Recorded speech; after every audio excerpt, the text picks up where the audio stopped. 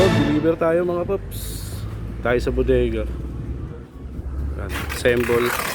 Daming ngamain dun, no. Kakarga pa ni Joseph. Cavite si Bal. Kabilang Manila si Joseph. Ito, karga ko. Isang Pasay. Dalawang Manila. Isang Makati.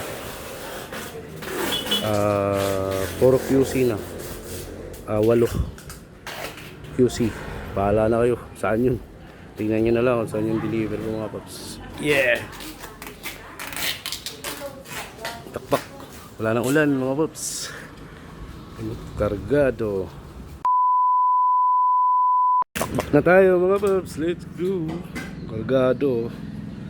Kargado. Kargado.